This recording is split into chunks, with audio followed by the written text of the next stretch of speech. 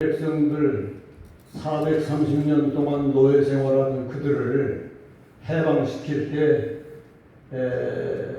하나님께서 이스라엘 그들에게 하셨던 말씀, 부탁했던 것 세 가지만 말씀을 드릴게요.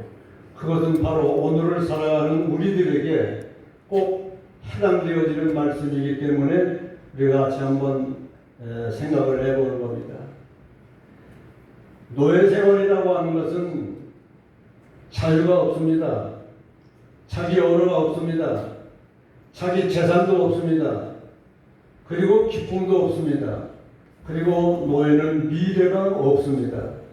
그렇게 살던 백성들을 하나님께서 모세를 앞장서 그들을 출애굽시킵니다. 우리로 얘기하면 해방을 시켰다고 말이죠. 그러면서 하나님께서 하시는 말씀이 뭐라고 말씀을 하시는 거 아니? 양을 잡아서 그 피를 너희가 살고 있는 문설주에다가 발라라. 그리고 그 고기는 삶아서 먹어라. 이렇게 말씀을 하고 있습니다. 우리는 언제든지 구약은 그림자와 같고 상징적이고, 그래서 신약에 와서 구약에 있는 말씀을 해석을 하게 되어질 때 영적인 해석을 거기 가미하게 되어집니다. 그러면 그 양은 무엇을 뜻할까 할 때 우리는 두말할 것도 없이 신약에서의 예수 그리스도를 뜻한다고 우리는 알고 있습니다. 그래서 그 피를 발라라 라고 하는, 그 집에 발랐다라고 하는 것은 오늘 우리가 바로 집이 되어지는 줄 믿습니다. 오늘 우리들에게 예수 그리스도의 보혈, 그 피를 발라서 살아가게 되어질 때 하나님께서 우리를 보호하시고 고통이나 고난이나 역경이나 시험이나 모든 것을 종국에 가서는 그냥 넘어가도록 하나님이 역사해 주시는 줄 믿습니다. 그러길래 오늘까지 우리가 존재하고 있는 거예요. 자, 그러면서 그 피를 바르라고 하신 주님께서, 하나님께서 다음에는 또 뭘 말씀하시는 거 아니? 쓴 나무를 무교병을 먹어라 이렇게 얘기합니다. 무교병. 무교병이라고 하는 것은 누룩 없는 떡을 얘기하는 겁니다. 구약에서의 누룩이라고 하는 것은 항상 죄를 상징하고 있고, 신약에서 예수 그리스도께서는 바리새인과 사두개인의 누룩을 삼가 조심하라고 그렇게 말씀하신 적도 없잖아 있습니다. 이러고 보면 무교병을 먹으라고 하는 그 얘기는 구속함을 받은, 해방을 받은 하나님의 백성들의 삶이 어떠해야 되겠느냐 할 때에 거룩하고 성결해야 된다고 하는 얘기가 되어지는 겁니다. 여러분, 오늘 우리는 구속함을 받은 하나님의 사람들로서 우리의 생명이 무엇인고 하니? 거룩입니다. 성도가 거룩을 잊어버리게 되어지면 그는 성도라고 하기가 곤란합니다. 그러면 거룩이라고 하는 것은 무엇이 거룩인고 하니? 바로 유별나게 거룩한 행동을 하는 그런 것보다도 거룩이라고 하는 것은 자기 자리에 있는 것이 거룩입니다. 여러분, 성도를 가리켜서 거룩한 성도 그럽니다. 거룩한 성도는 주일날 등산 가는 성도가 아닙니다. 주일날 낚시질 가는 성도가 아닙니다. 주일날 골프장 가는 성도가 아닙니다. 주일날 여행을 가는 게 성도가 아닙니다.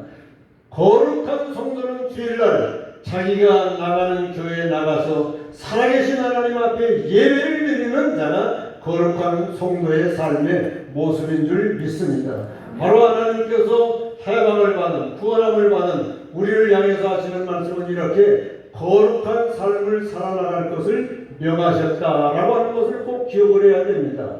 뿐만 아니라 거기 출애굽기 12장에 이어서 말씀을 보게 되어지면 이어서 뭐라고 말씀하고 있는 거 아니? 쓴 나무를 먹어라 이렇게 말씀하고 있습니다. 달콤한 나물, 싱싱한 나물, 풋나물, 이런 나물도 많이 있는데 그런 나물을 먹으라고 하는 것이 아니라 쓴 나물을 먹으라고 하는 그 얘기는 바로 몇 가지 뜻이 있는데 무슨 뜻인 거 아니? 하나는 씀이 쓴 430년 동안의 과거 생활을 잊지 말고 기억을 하라라고 하는 그런 뜻이 있습니다. 430년 동안 씀이 쓴 애굽에서의 노예 생활했던 것, 그것을 떨치고 해방받았다 라고 하게 되어지면 무슨 생각이 드는 거 아니? 고맙고 감사한 생각이 들도록 되어 있습니다. 그 일을 누가 했습니까? 전능하신 하나님 이스라엘의 하나님께서 이스라엘 백성들을 해방시켜 주셨다 그 말입니다. 그러니까 쓰던 과거 애굽 생활에서 해방시켜 주셨으니 그 하나님을 잊어버리지 말고 하나님 앞에 고맙고 감사하는 마음을 갖도록 되어져 있는 거예요. 그 다음에 또 쓴 나무를 먹으라고 하는 뜻은 또 뭔가 하니 이스라엘 백성들이 해방되어져 가지고 다 끝난 것이 아니라 아직도 갈 길이 멉니다. 광야를 거쳐서 가나안 땅에 들어가기까지는 아직도 상당한 날짜가 있습니다. 길이 있습니다. 그 어간에 계속해서 하나님은 이스라엘 백성들에게 말씀을 주어주십니다. 말씀을 주시는데 그 말씀에는 단말씀도 있고 쓴 말씀도 있습니다. 단말씀은 아멘 하기가 쉽습니다. 그러나 쓴 말씀이 주어질 때 아멘 하기가 매우 어렵습니다. 그럼에도 불구하고 쓴 나무를 먹으라고 하는 그 뜻은 쓰디 쓴 말씀이 주어졌다 하더라도 주어진다 하더라도 거부하지 말고 그냥 받아들여라 아멘하라 그 말입니다. 아브라함에게 말씀이 임했습니다. 요나에게 말씀이 임했습니다. 아브라함에게 말씀이 임했는데 보고 백세 얻은 아들 이삭을 바치라고 그럽니다. 아브라함은 이유 없이 이삭을 모리아산에 올라가서 바쳐 순종을 했습니다. 그런가 하면은 요나에게 니느웨 성에 가서 복음을 외쳐서 그 성 사람들을 회개하고 구원받게 하라 라는 말씀이 주어졌습니다. 그런데 니느웨는 민족적인 감정을 생각해 보게 되어질 때 용납이 되어지지 않는 거예요. 아스리의 수도가 니느웨지 않습니까? 그래서 민족적인 감정을 가지고 그 다음에 신전도 위험하다고 말해. 그러다 보니까 순종할 것이 아니라 불순종을 하게 되어지죠. 그래서 요바에서 다시스로 가는 배를 타고 가다가 환란을 당합니다. 풍파를 당합니다. 그러다가 죽도록 고생하고 결국에는 니느웨에 가서 복음을 전하는 일이 있었던 것을 보게 되어집니다. 이렇게 쓴 말씀이라도 처음부터 순종한 사람은 순탄하게 되어졌지만은 그러나 그 쓴 말씀을 불순종하고 고생하고 결국은 제자리로 돌아왔던 것을 보게 되어진다 그 말인 것입니다.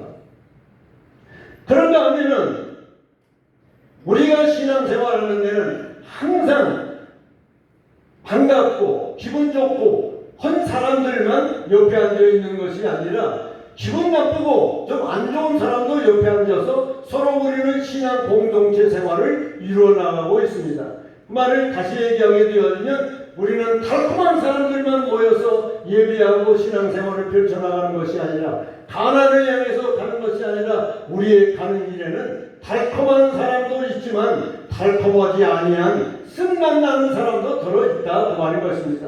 그러나 그 사람들과도 더불어서 화해하고 살아가라고 하는 그런 뜻이 거기 내포되어 있다고 하는 것을 기억을 하면서 우리는 우리에게 출애굽을 시켜주시고 우리에게 해방을 주신 하나님께서 아직도 갈 길이 먼데 걸어 나아가는 이 기간 동안에 우리는 어떻게 살아야 되겠느냐 라고 할 때에 출애굽기 12장에 있는 이 말씀을 또 올리면서 우리 신앙생활을 잘 점검해 나아가게 되어질 때에 광복의 기쁨을 더하며 하나님의 영광을 드높이며 살아가게 되어질 줄 믿습니다. 고맙습니다.